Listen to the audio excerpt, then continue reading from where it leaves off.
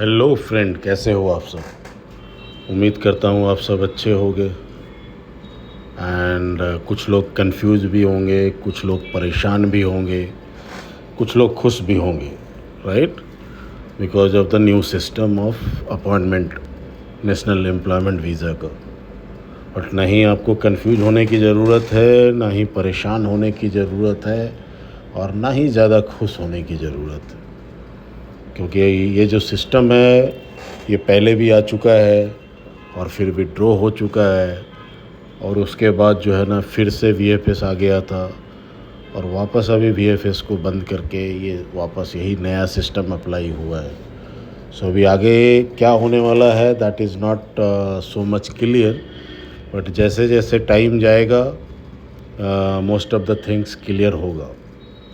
But अभी हम लोग जो है, जो नया सिस्टम आया है उसको we have to accept it, and उसके हिसाब से जो है हमको जो भी प्रोसेस है वो करना चाहिए। So let's talk about the new system. Okay, तो अभी जो है यहाँ पे कुछ गाइडलाइंस जो है आपको स्टार्टिंग करते हैं हम लोग एप्लीकेशन प्रोसेस कैसे करेंगे, बिकॉज इसका जो एप्लीकेशन प्रोसेस है थोड़ा सा कॉम्प्लिकेटेड है compare to the previous system.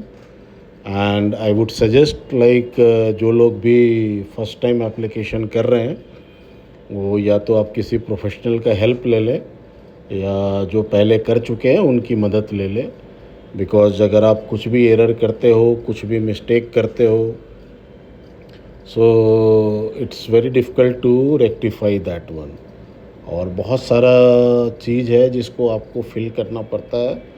So you need to be very much aware before you start and begin your application.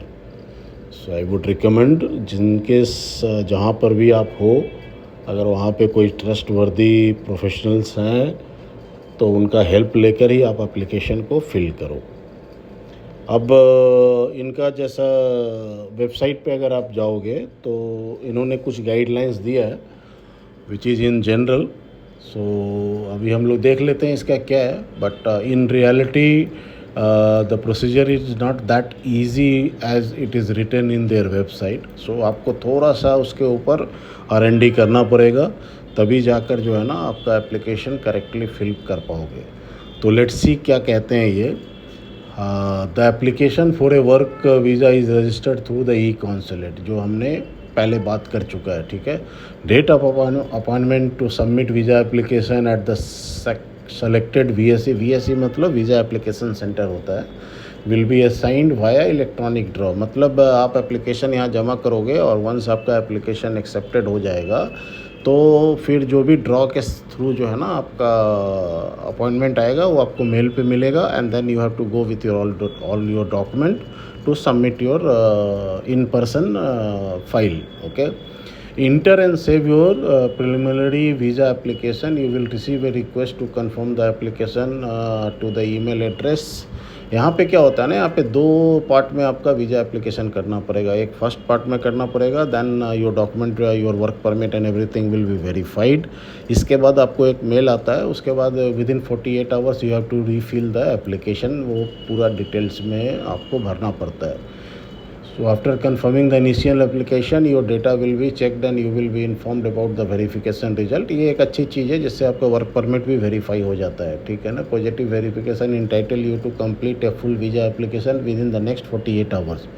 So 48 hours के अंदर अगर आप फिल नहीं करते हो तो आपका जो है ना वो वीज़ा जो है, वो जो एप्लीकेशन आपने फिल किया है वो कैंसिल हो जाएगा।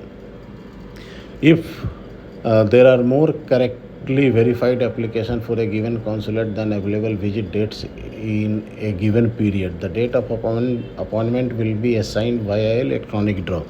सो वंस आपका एप्लीकेशन कंप्लीट हो जाता है, फिर जो भी ड्रॉ में आपका अगर एप्लीकेशन नंबर आता है, then you will be informed via email that on so and so date आपका जो है ना अपॉइंटमेंट है, you can visit to the centre. After your application has been drawn, you will receive confirmation of the date, visit to the email address. The same thing what I have said. Okay, the data entered in the application. The data entered in the application must be the same as the data in the document you have. इसका मतलब है जो भी आप application में file करते हो और जो फिज़िकल डॉक्यूमेंट आप लेकर जाते हो वो दोनों सेम होना चाहिए. If there is any discrepancy on that your application will be rejected even after submission. So be careful while filling the form. Okay. Employee of consular office have no possibility of intervening in the process of drawing appointment. ये बोलना चाह रहे हैं कि कोई भी किसी का भी ये जो ड्रॉ सिस्टम होगा वो रैंडम होगा और इलेक्ट्रॉनिकली होगा, मीन्स सिस्टम के थ्रू होगा. So there is no interference of any embassy person और एनीबडी मैनुअली. सो देखते हैं अभी इनका तो ये स्टेटमेंट है इन जनरल, बट अभी कैसे अपॉइंटमेंट आएगा, कितने लोगों को मिलेगा या नहीं मिलेगा, या this is just a I wash और क्या है वो आगे आने वाले कपल ऑफ डेज़ में जो है ना वो क्लैरिटी आएगा.